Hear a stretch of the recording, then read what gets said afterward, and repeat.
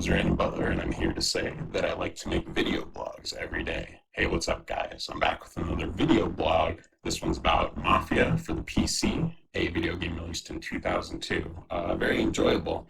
Some or most of you may remember a recent Facebook note that I made about my second playthrough of the game. I played it a couple years back, and I have just now, as a couple days ago, beaten it for the second time. I definitely don't regret reinstalling Mafia and playing through again. I got to see some of the funny glitches in there again. You may remember me discussing those in my first Facebook post slash note. I definitely don't regret reinstalling Mafia, partially because there's a lot of things to do right after you beat the game. You can access free ride extreme mode. You already had free ride mode, and there are actually some codes that you can do to unlock free ride extreme mode early. I didn't do that. I did unlock all the cars once I did, so I could cruise around in the hot rod only in free ride mode. But what I like to do is go up to the top of the map on a big long stretch from Chinatown to Hoboken and run the hot rod up and down that, shooting at the enemy Mafia cars. And basically having them chase me up and down, shooting at me. I like to flip them over and see if I can get, their little top to crush in on the car and kill the guys inside. You pick up a passenger sometimes, you drive them back and forth, see if you can crash and kill the passenger. That's pretty fun. There's a lot of things you can do. Basically, you just make little games for yourself, do adaptive gameplay to keep things fresh after you've already beaten the game for the second time.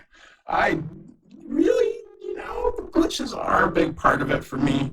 You may remember those featured prominently in the Facebook note. The glitches, really, if you play it long enough, you'll see some pretty weird shit going on in there.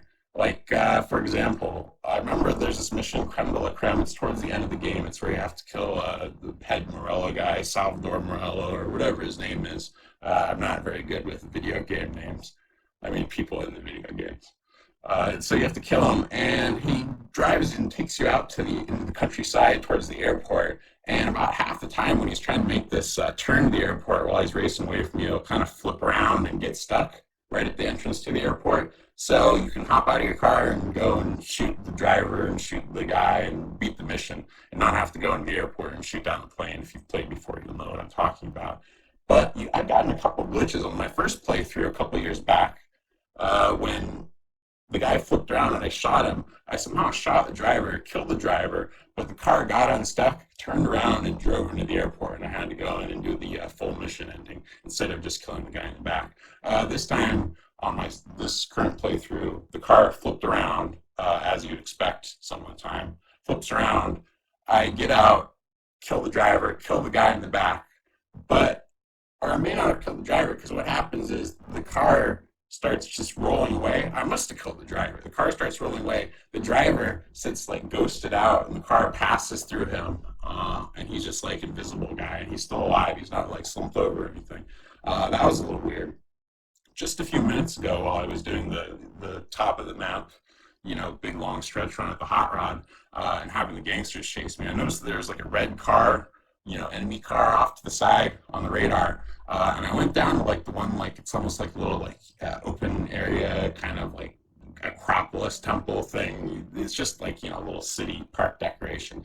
But there was like a car on the stairs, and it was kind of like it spawned there or something, because it was all like a slight weird angle, and there was a dead driver inside. He was leaning forward, and the horn of his car was like going off continuously, which I haven't seen before. That'd be like a thing you put in a game, like a guy slumped over the hood and the horn's going off, but I haven't seen that before. And I don't know how he got there, because he was off the side of the road. Maybe somebody knocked him over there. I didn't do it. It could have been, when one of the gangsters was chasing me, he hit him and knocked him over there, but I don't know, it was just kind of weird. And you'll just get weird stuff like that. Ghost cops, where the cops die and like they'll like die in the street, or sometimes they'll just be like standing up normal, and they're just ghosts. You can go through them, just like the crazy driver guy I was talking about a second ago, and just other stuff like that.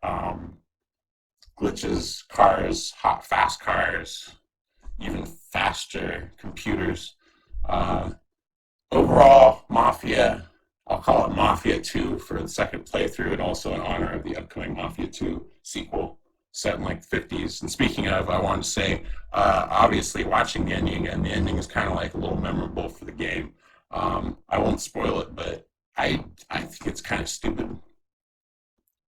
But that's just my opinion.